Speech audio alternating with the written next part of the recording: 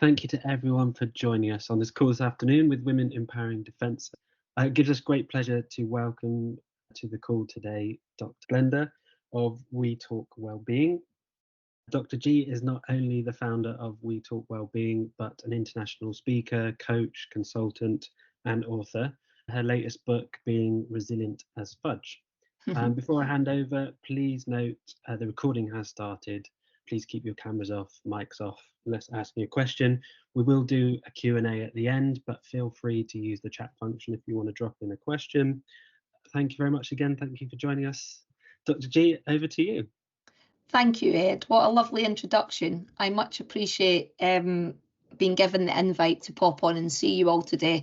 I just want to also remind people that it's very easy as you jump on here with me now to think about all the things that you should be doing and all the things that should take up your time in this hour. And I just wanted to say to you, it can actually be the best hour, hopefully, of your week to actually spend a little bit of time on you. And I think there's a message in that. So thank you for joining me.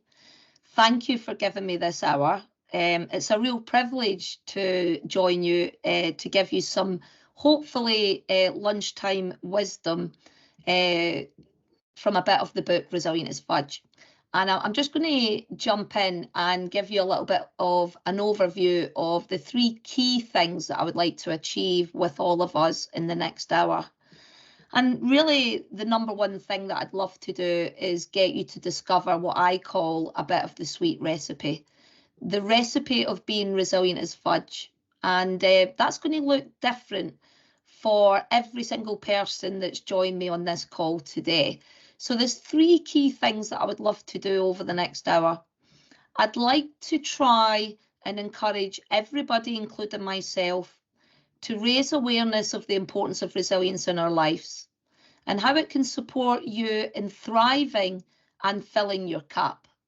And I just want to stop there for a second, because filling your cup is really critically important.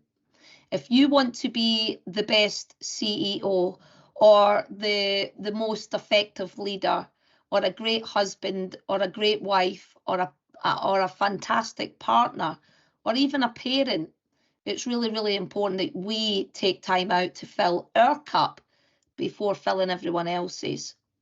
Another thing that I'd love to do is give you a little bit of an insight as to why I think there are parallels between resilience and fudge, and how you could potentially develop your own perfect blend.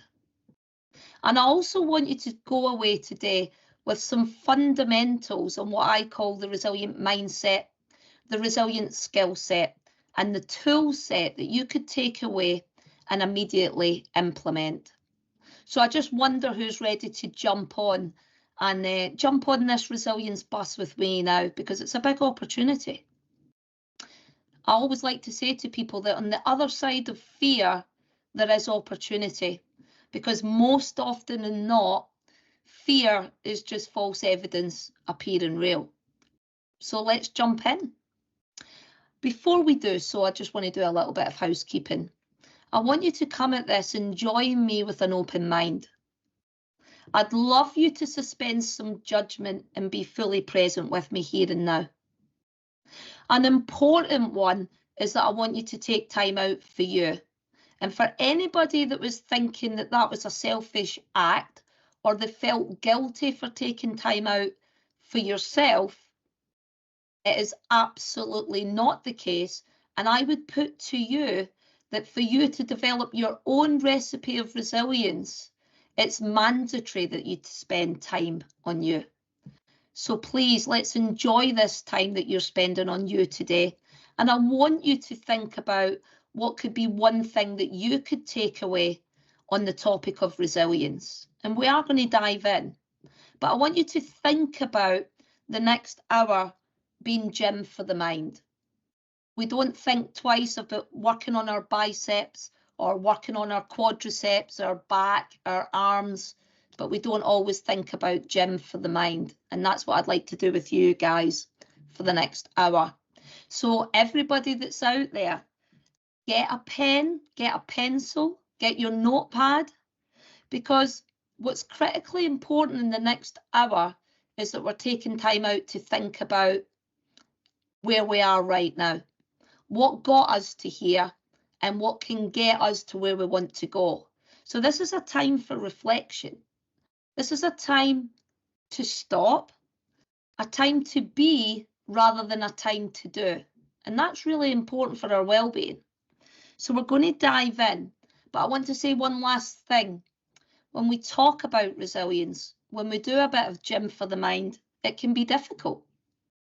And I want you to remember that we are never, ever alone.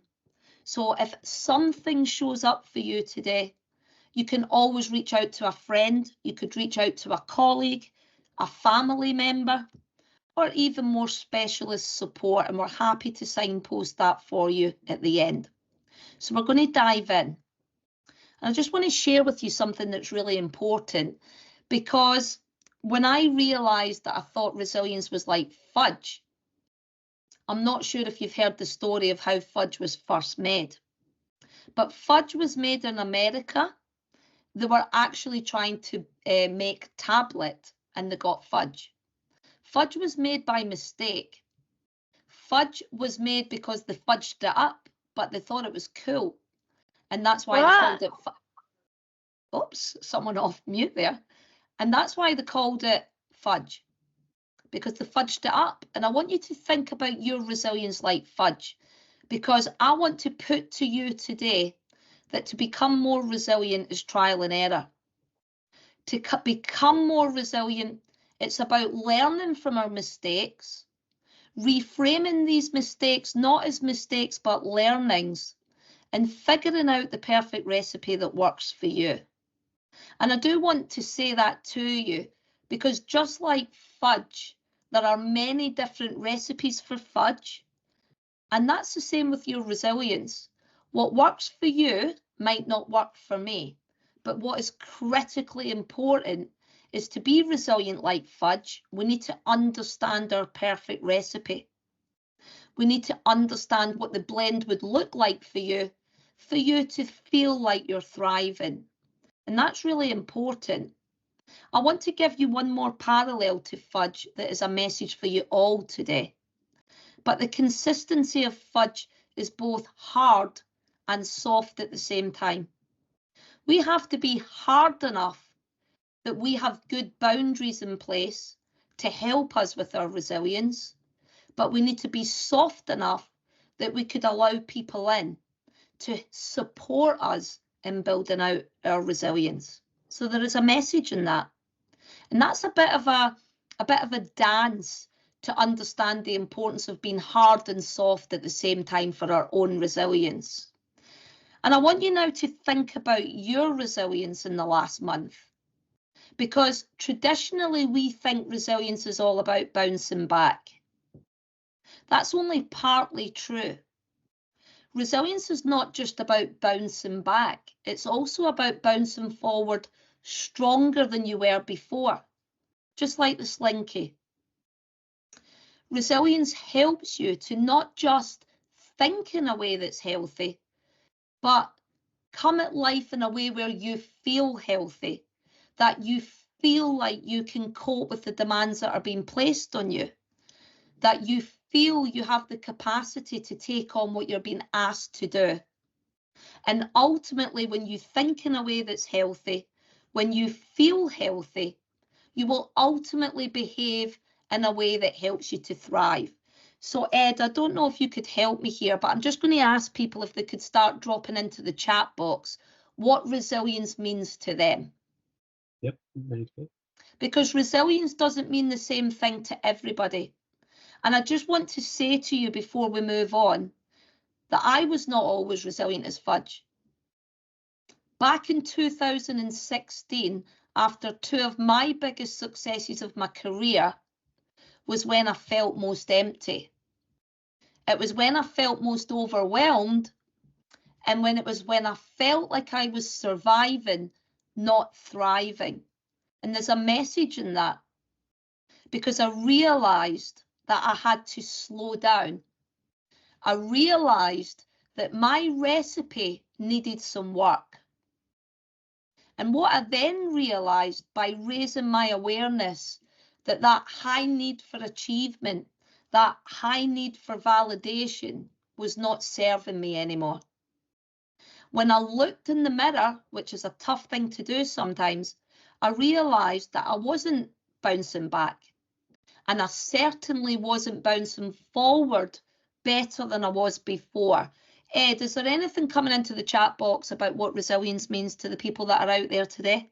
Yep, so I'm going to read it out. So we've got bouncing back, keeping going, being self-sufficient, how you can cope and deal with pressure, retaining focus on what I want, embracing setbacks, recognizing that it is okay to say that actually you need to take time out, not being affected by negative situations. Resilience is dealing with pressure and being able to cope with multiple plates spinning, personal and Absolutely. professional. Being able to cope. For Wow, me, lots coming in. yeah, for me, it's knowledge that no state is permanent and reminding myself of what to be grateful for and what truly matters in life. And last one, pulling myself out of a job that took my self-worth to start my own company. I mean, Ed, they're so powerful, all of Yeah. them. And I think that this is what can be a challenge with the word resilience, is it can feel quite a complex, abstract concept for people to get their head round.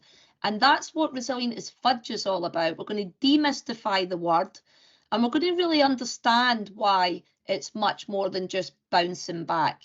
And I think a lot of people in that chat box there are alluding to the fact that when we're resilient, when we can think in a way that's healthy, when we feel healthy, and we behave in a way that serves us, we don't just become more resilient, we bounce back stronger than we were before.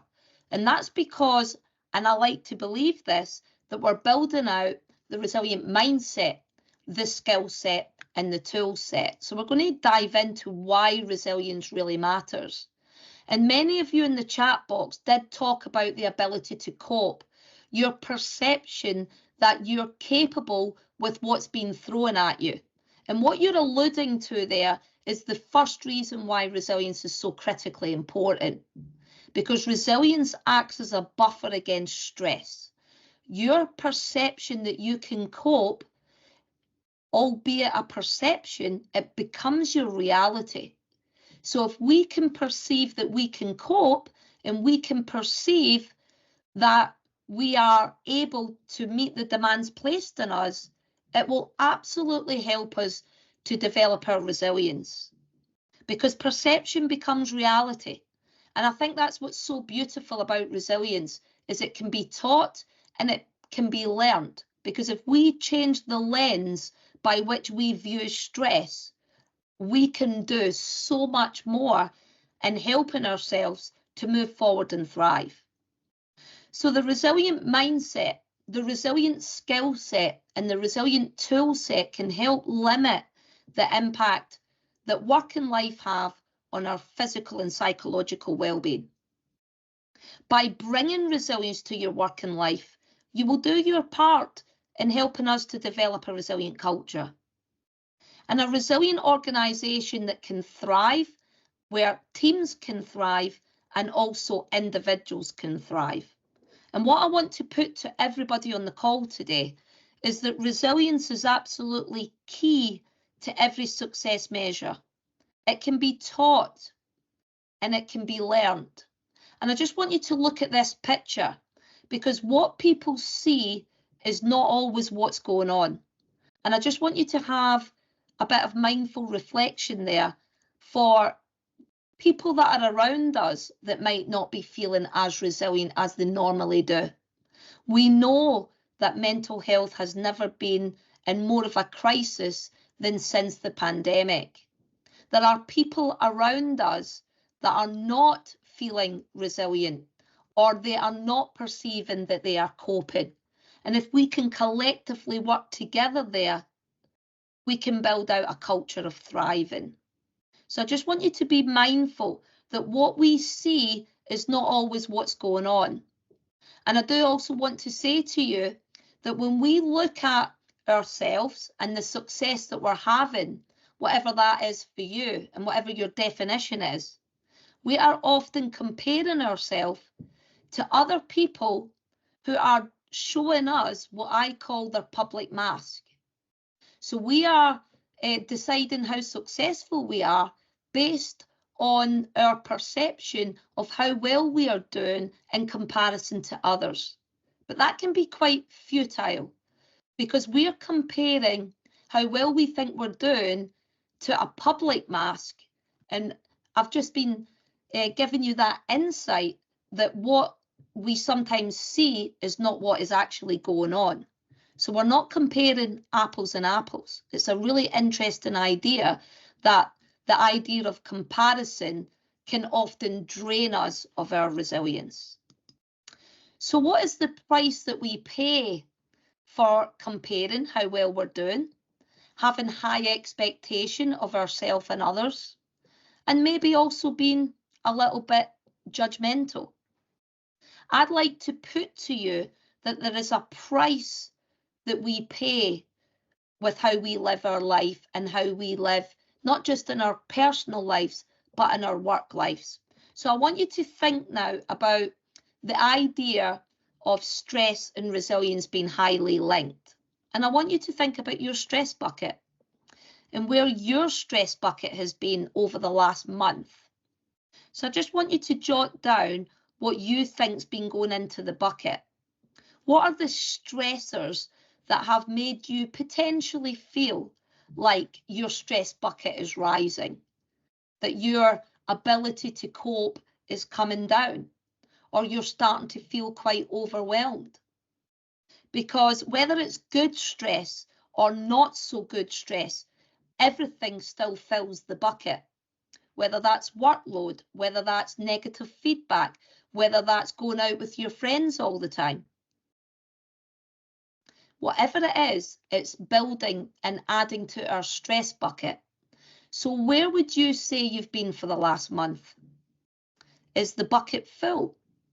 Or is it doing quite well because you've realised that for us to be resilient, for us to ensure that our resilience helps us to buffer stress, we have to release the tap on the bucket. Because if we don't learn to release the tap, I'm sure you all appreciate that that bucket can overflow. So how do you release the tap on your stress bucket? Are you going for walks? Are you bringing movement into your day? Are you learning to say no to things? Are you learning to take time out? Are you aware when you've reached the limit and how you can pull back, whether that is simply changing your state, like someone said in the chat box, or going and having a break, or going and speaking to someone and bringing good people around you? How are you releasing the tap? And how aware have you been when your stress bucket is becoming full? Does that show up as physical decline? Do you get more anxious? Do you start to get some physiological signs like you're more tired than normal, or you're getting sweaty palms when things get tough? What's showing up for you? Ed, at this point, I'd like people to just drop into the stress bucket, into the chat box rather, what's been maybe filling the bucket. And I want you to think about something else here, because if you lead people or you've got family members and you're thinking that they're not acting in a way that they normally do, it could be stress. Because to raise our awareness is to also understand that everybody has a different size stress bucket. Some people with their genetic personality traits are more predisposed to resilience than some others. So they might have a much bigger stress bucket. Some people have a smaller bucket and are less prone to resilience. And that's why for some people, it's absolutely critical that we work on developing our resilience. Is there anything been coming in there, Ed? No shares at the moment. That's okay. So I want to think now about where your stress has been for the last month, because we're raising awareness. And actually, this is quite a difficult thing to do sometimes. So I want you to look in the mirror. Not always easy to do. Sometimes we do the same thing and we keep going, expecting a different result. Sometimes there is a message there, we just keep going. So I want you to stop and think about where you've been for the last month. If you were doing a self-audit on you, where have you been? Has it been mainly positive stress? Has it been tolerable stress where it's not felt good, but you've had a break from it? Or has it felt like toxic stress where you've felt stressed most of the time?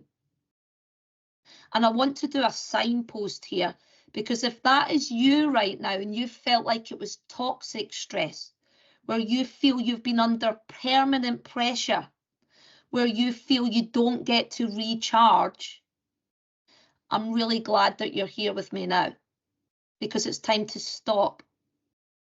It's time to look in the mirror, and it's time to understand what's been sustaining you, but what is draining you. And I just want you to jot down right now as you're sitting the top things that have sustained you over the last month. And what are the things? Sorry, go for it, Ed. So we've got some shares now as well. Go for it. Overcommitting, workload, life pressure, cost of living, lack of working support. Yep. New job, career, responsibilities, own house, loneliness, responsibilities. I have a thimble. I think statement to how much. Work, and more work, overflowing and putting self-care off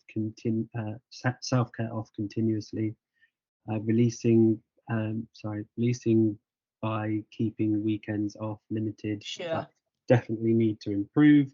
Always worried about everyone and everything else being okay. Affected, so here's another one, sorry. Affected by worries of other staff. I'm too empathetic. Family issues, working, children, bills. Wow, lots coming in. Yeah, not making time. So there is some more now. Absolutely, huge amounts coming in, and absolutely they do fill the stress bucket. But I want to say something that I hope is quite empowering to people. There are always things that go in that bucket, and they might look different next year, but there are always things. And there are many things that go in that bucket that we cannot control. And we sometimes can't even influence them, but we worry about the things that we cannot influence and that we cannot control. One such thing is what people think about us. Can't control it, influence it, maybe a little. But I want to put to you today that the thing you absolutely can control is how you want to show up in life, how you want to come at things with the mindset, the skill set, and the tool set that's going to help you to thrive. What is in your control is that you can add sustainers and you can choose to remove drainers. It might be difficult, but it might be mandatory. And what I'm asking you now to do for the next 20 minutes is to become a detective. Because to become resilient, we first need to know where we are and what's holding us back and what helps to bring us forward. So I want you to become a bit of a detective. And I want you to think about the last month and the pressure that you might have been under. Because many of you in the chat box do talk a lot about work. But many of you talk about life. And whether it's work or whether it's life, I would say you can't separate them. But I would say that work and life brings pressure. And it's about understanding you. So I want you to plot where you think you've been in the last month. Where are you on the pressure performance curve? Do you feel you've been in the optimum zone where you feel like you're working well, that your life out of work, you've got it together, and you feel that overall you feel bold, you feel creative, you feel energized, you feel like you have got the capacity? Or have you been in strain or crisis where you feel that you are on the edge of falling off the cliff. And I just want to point out two really important points of this graph, but you could be bored, which is as dangerous for your well-being. Or you could be in crisis, which means that you're at risk of burnout. You also could just be comfortable, because we know, and I do love the work of Simon Sinek, that your growth is going to come from outside your circle of comfort. So where have you been over the last month? And I just want to say that if you've been in strain or crisis, you're not alone. In the recent Gallup Workplace 2023 report, we had 55% of the workforce were in strain. And I want to say there's a huge amount that you can do about personal strain or crisis. And I want you to come on this journey with me now, but I want you to stop. I want you to understand that this time is critical for you. And most importantly, I want you to understand that you are the most important person. When you put yourself first, and when you work on your own resilience first, you can fill the cup of other people. We cannot fill the cup for everyone else if we do not fill our own. So I want to introduce you to the idea of the resilient mindset, the resilient skill set, and the tool set. So I want you to now think about your growth, your ability to become more resilient. And I want you to think about your growth like the growth of a tree. And I call it the fudge tree, because we know that your growth, just like that of a tree, to be healthy and to be mature, we have to start with strong roots. And the roots of the tree, the roots of your growth, lie in what I call the resilient mindset. It starts with the attitude that you bring to your work in your life. And I want to put to you again, because I want to challenge you, that your mindset is a choice for most people. Your mindset, how you bring your attitude and your thoughts to each and every day, is a choice. But it doesn't end there. The roots of your growth lie in your mindset. But for you to really grow to where you want to go, it also demands that you have a stable trunk. And we talk about that as the resilient skill set. Can you self-coach yourself out of naughty behaviour? Can you role model healthy thoughts, feelings and behaviours that are going to help you to want to do them again and again? Can you self-lead yourself? Would you want to be led by you? That is what we call the resilient skill set. And once we have the mindset in place and the skill set in place, we can work on the branches of the tree, and we can work on them growing into a healthy, mature tree. So just like that tree, the more you can bring this resilient mindset, the more you can come forward with the resilient skill set, you're going to build the tools for thriving. And we talk about that as the resilient tool set. So we're going to dive in a little bit deeper. I want you to think about your mindset over the last few weeks. And Ed, I'd love people to come into the chat box on this one, because I hope they can look at the picture and it might resonate with some people. Because I want to put to you that often you are your biggest hurdle. You are the thing that's getting in the way of all of the success measures that are important to you. You're often your biggest hurdle. And what I asked you to do for the last 25 minutes is to raise your awareness, because we know that there are 4 attitudes that are going to help you come at life and work with what we call the resilient mindset. How aware have you been of where you've been? And I want you to look at this ladder of accountability, because if you're out there doing the same thing, expecting a different result, don't be surprised if you get the same thing. If you are out there and you're giving a control to everything that's external to you, it's his fault or her fault, or if only they did or she said or that had happened, everything will be great. If you're blaming others, we know that's not going to help people become more resilient. We know the most resilient people understand that work and life is in their hands. It is in your hands to shape. It's in your hands to understand what's not serving you so that you can set intention for the life or the work that you want to do. If you say you can't do, it's still a powerless place to be. If you're waiting and hoping that everything will change, it's still not that powerful. It will still feel quite overwhelming, and you can feel like that hamster on the wheel. When we come at work and life with that resilient mindset, we acknowledge our reality. We raise our awareness of what's not serving us, and we become a detective of what we can change. Because when we own it and when we find solutions, when we bring that sense of control inwardly to ourselves, it's so much more powerful and will help you become more resilient as a result.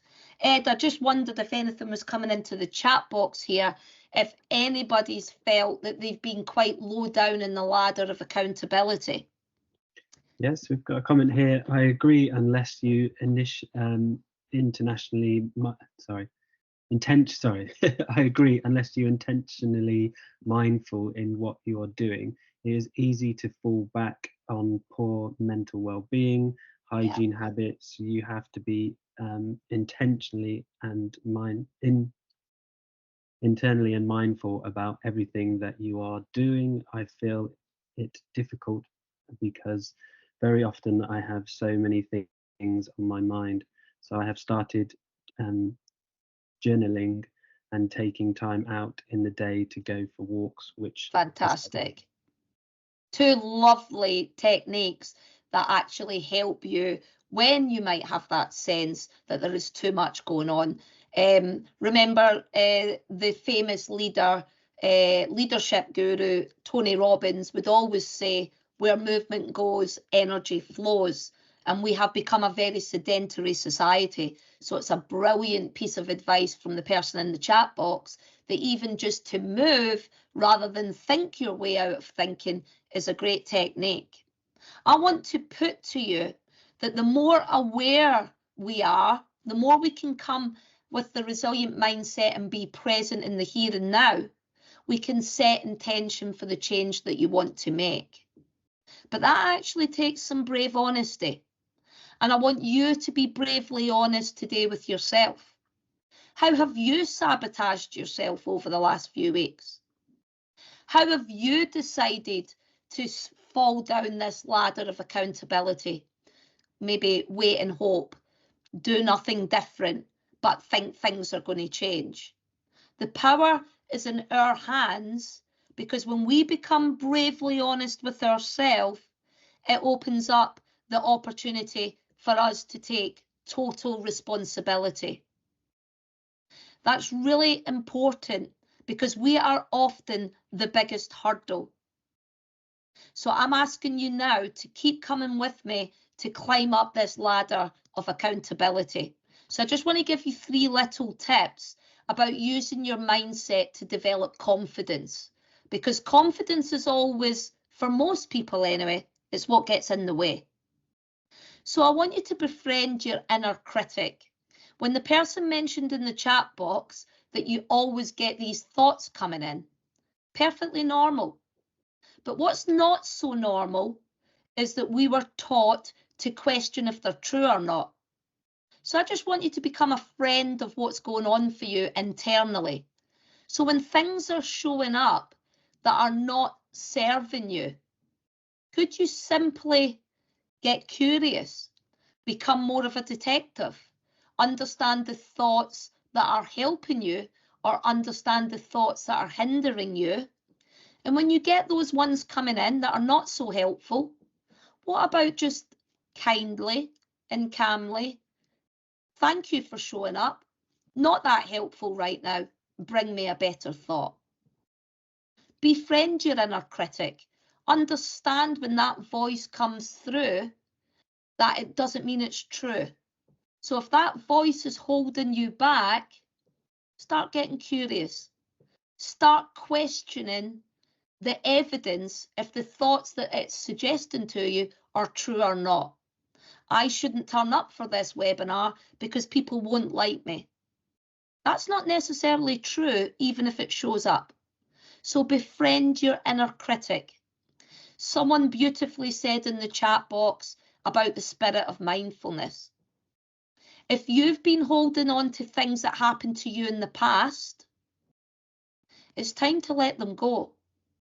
You can simply, if you can't let it go, you can simply let it be.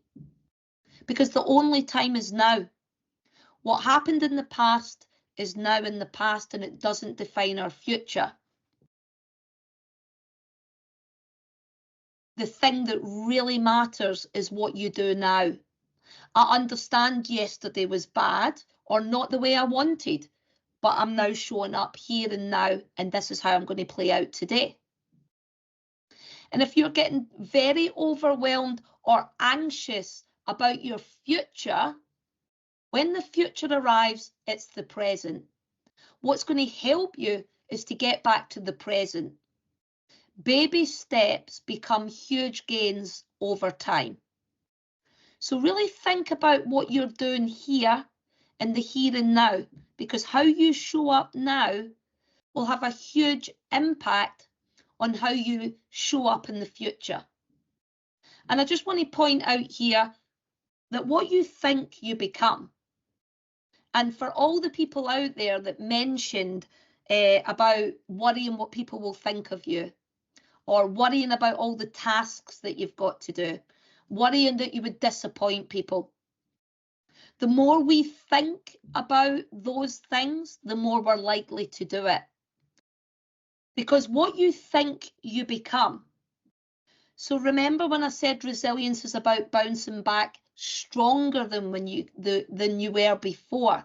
It's about moving forward in a way that you want to become. So be careful what you think, because what you think you become. So it's really important that for building your confidence for moving forward, that you think about the great things that you do, that you think about how you show up and the brilliant contribution that you make, focusing on your strengths, not your weaknesses. What you think you become. So if you know your strengths, tap into them and think about how they can help you move forward. That's really important. If there's anything, Ed, coming into the chat box, I will pick it up. I think it's really important to understand that once we come at life with this resilient mindset, it's also really important in developing our resilience that we can come at life with the skill set.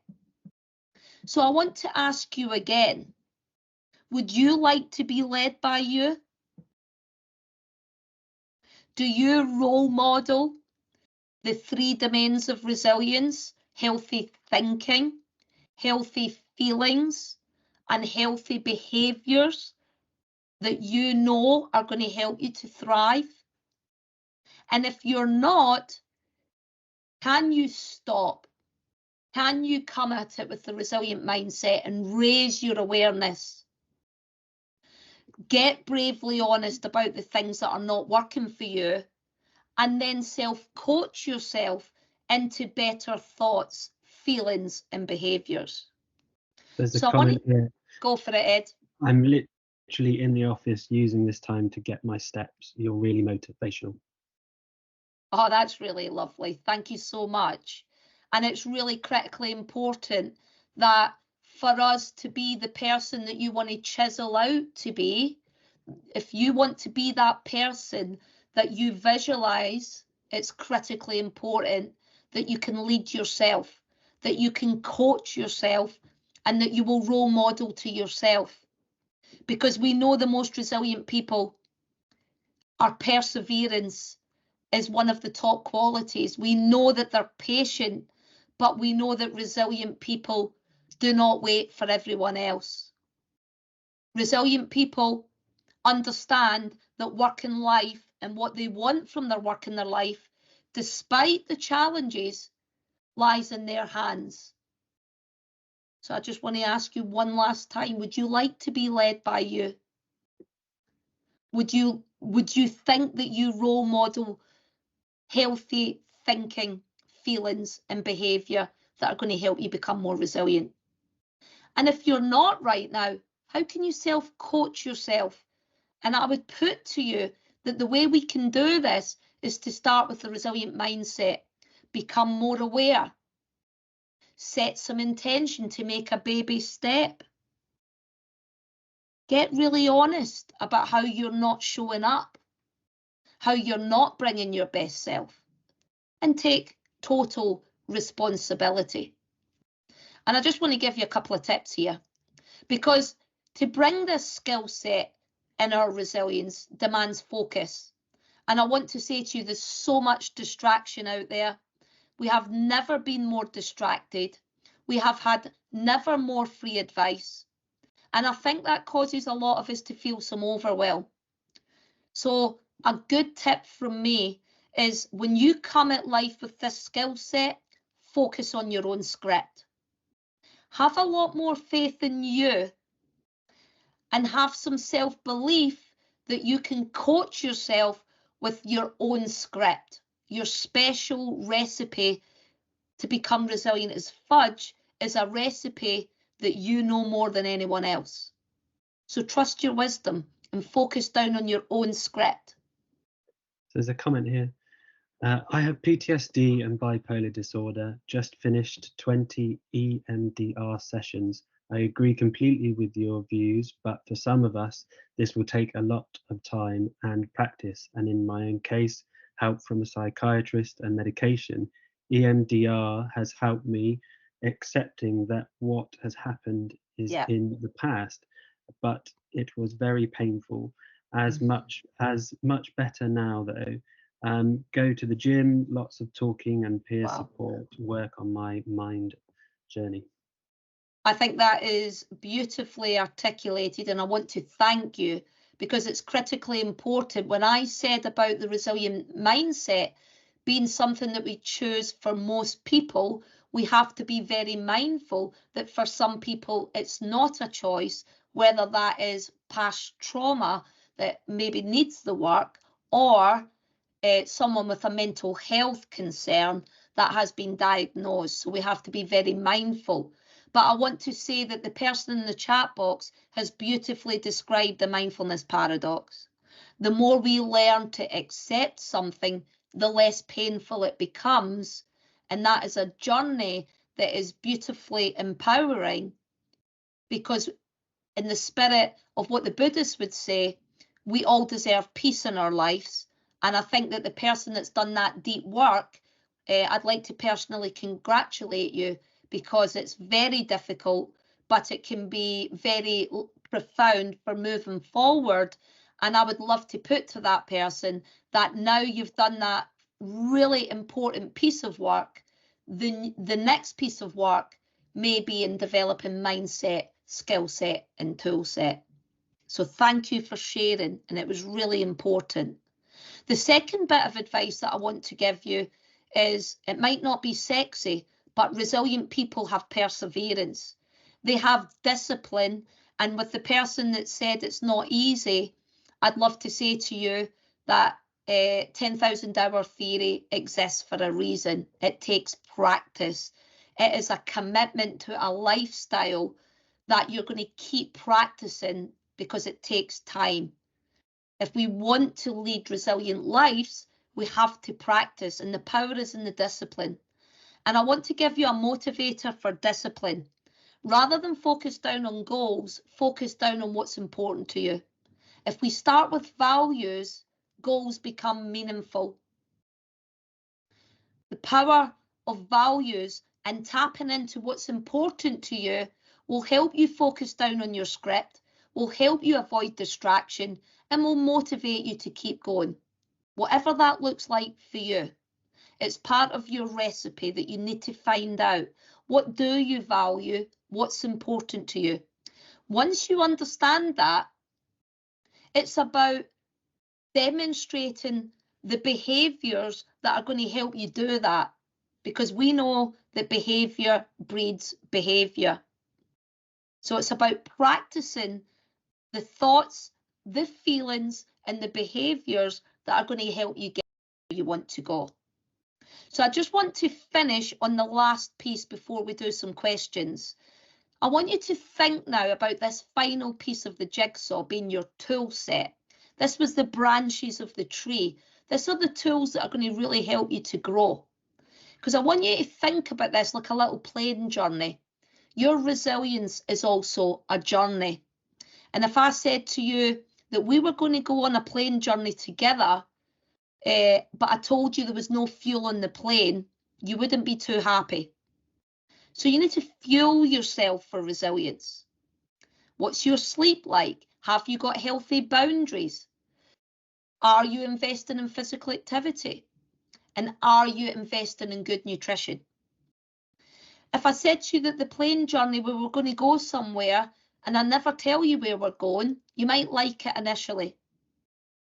But we need some vision. We need to understand what the destination looks like, because I might ask you to come with me and we end up in Blackpool, but you thought you were going to end up in Mauritius. So it's important that we know where we're headed. It's very motivational to understand the destination. But for us to move towards there, it takes motivation and self-belief. You wouldn't come on this plane journey if the plane had no engines. So your motivation and your self-belief are critical in this journey. But like anything, life is going to give us turbulence. There will be challenges. There will be setbacks. It's critically important that when the turbulence comes in, that we can remain positive and that we can come at things with hope and with optimism. Who are the people that you would bring on the journey? Who are the passengers? Because you need a good group of people around you. Who's going to support you? Who's going to be your biggest supporters after yourself? And what is the environment that you have that helps you to thrive? How would you rate your environment? We call that the cabin crew of this journey. Are you with an environment that sets you up for thriving or just surviving? So I want to give you some final tips. Know your limits and recharge, because that's going to drive your energy. And we know that energy is the foundation of resilience. The resilient tool set. It starts with energy. It starts with zest. Try and tap into your purpose, understanding your why, because that's going to give you some vision. And we talked about it earlier, but use your superpowers, because the more you use the things you're great at, rather than just trying to double down on what you're not good at, it's going to build your confidence and your self-belief. Focus on what you can do, not what you can't do. That's going to give us this positivity in terms of the outlook that we're bringing to work and life, because we're all born with that negativity bias and we need to rewire the brains for positivity. Focus down on what you can do, not what you can't do. And it's critically important that we connect with others and that we understand the power of relationships. And the way to do that is to understand their lens, how they might view the world, with a bit of empathy and understanding. That idea that to be resilient as Fudge, you have to be soft enough to allow people in. And the final one that I want to say to you that is in your control is to build your compassion calendar, because that's your environment. Are you working 7 days a week? Are you working 16 hours a day? Are you thriving or are you just surviving? And the thing is, you can control your calendar.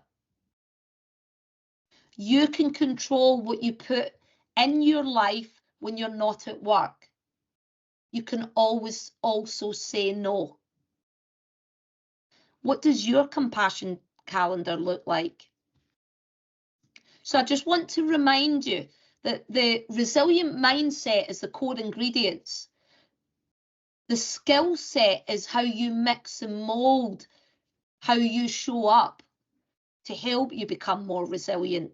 And the tool set, these 6 tools that we bring, are the icing on the cake.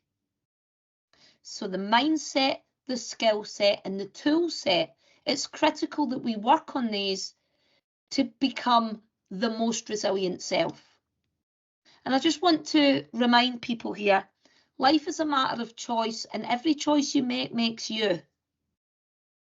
So for most of the time, the choice is yours. We can choose to question our thoughts and pick out more of the ones that help to serve us. We can choose to come with that resilient attitude that's going to help us feel in a way that's much more serving towards us. And we can choose to work on the tools, because together they will help us find our perfect recipe. And I just wonder, for many of you out there, is it time to press the button on a factory reset? Because you can choose to jump on the stress street bus, or you can choose to jump on Resilient Road. Now, Ed, for the people out there that really, might find this quite an interesting idea, and I'm only getting 45, 50 minutes, I'd like to say to people that they could delve a little bit deeper with the Resilient as Fudge book, because it's a 1-year journey that builds out the resilient mindset, skill set, and tool set. And I can get access for the people that joined. You can give them the access if they want to delve deeper. But at this point, Ed, I'd love to do just a little bit of Q&A for about 8 or 9 minutes. Yep, absolutely. And I think what I'll do is I'll put this up on the screen for people who might just want to ask anything. Ed, do you have a question? Oh, very good. I actually don't. I think for me, I mean, some really powerful information there, and I'm self-employed myself, so I constantly sort of focus on this, and I've listened to some of the authors that you've talked about today. So I try to sort of take a lot of that in my stride. I use a lot of affirmations I've got currently on the wall in front of me. Don't go wasting time, which is a current sort of thing for me about making sure that I am moving forward and taking opportunities. So I hope, luckily, I think I'm sort of right on point with a lot of what you're saying today, and obviously it is something that consistently needs to be worked on. So yeah, no questions from me, but thank you so much for sharing today, and thank you for everyone that commented as well. This stuff really hits the core, so Yeah, it's really important. Ed, I do love what you said, because I think traditionally in the past, entrepreneurs, it could be a very lonely journey. And I think what was sad in my journey as an entrepreneur is that I had not got access to the level of information that we now have today. And I think that what's been a fantastic step forward is that we do not need to do the fake it till you make it. We can actually show much more of our authenticity. And I think that's critically important. And I'm really delighted, Ed, that you're really doubling down on your entrepreneurship journey, because at points it can be really challenging. And I don't think there's a group of people that need resilience more than entrepreneurs. So I thank you for that, Ed. Thank you. Is There's a there couple any of questions in the chat box, Ed? I think there's just comments of thank you really at the moment. I imagine people are having to chip off, but thank you, Glenda. I have your fantastic book and strongly recommend it. Great to hear from you, and thank you so much for sharing. Going to buy your book. Oh, thank Thank you. you so much, Glenda. Really inspirational and some invaluable tips. I will definitely be buying a book and add Oh, to that's my kind. well-being library. I definitely have some key takeaways, and I will endeavour to implement a micro action once we finish. That's lovely. Thank you so much. I just want to finally say, I'm just going to go back to the end piece. And I just want to remind people that you are never alone and it is a work in progress. And I know that in James Clear's book on habits, he talks about it's a failure of your systems rather than a failure of your goals. And I would say likewise with resilience, it's a failure of your environment and your lifestyle rather than a failure of you. And I think that's really important and it is in your hands. So I'm delighted to put that message out. Ed, if anybody wants access to my email, please do share that with anybody that would like that. I just want to do a final signpost that for anybody that is struggling out there, they are never alone. And please do reach out to someone who you know is in your thriving group, or if you feel you need that extra little bit of support, there will always be charities out there in your local area, such as Mind, who would be absolutely delighted to hear from you. And I want to thank you, Ed, for the opportunity. It was a most enjoyable hour. So thank you so much. Yeah, thank you. Thank you for joining us. Amazing. So just to let you know, Glenda, there's obviously lots more comments here now just saying thank you so much for your time. And there's some requests for your email. Sure. So I'll just drop my email in here and I'll message everyone who's requested it actually. Yeah, perfect. That's excellent. And they can also get me via We Talk Wellbeing or Resilient as Fudge website said, if anybody wants to speak to me. I love nothing more than gaining feedback. So honestly, I would be absolutely delighted. And it's been an absolute pleasure to do this. I know it's only scratching the surface, but super empowering when we know that we can control a lot more than we realise. Definitely. So what I'll do is I will send an email out to everyone. Actually, there's lots of interest here for that. So we'll send an email out with the contact details for Glenda today. The meeting recording will become available on YouTube as well. So watch out for that. We'll post it on socials as well. Thank you. Thank you to everybody out there. I know it's difficult when you're on Teams that we don't get that two-way interaction the same, but I very much value all your contributions in the chat box. They were fantastic and really energised me throughout that to hear such great comments about the good work that you're doing, because it's very easy to always forget that and focus down on what you're not doing. It's time to flip the switch a little and focus down on the positive because, as we said, behaviour breeds behaviour.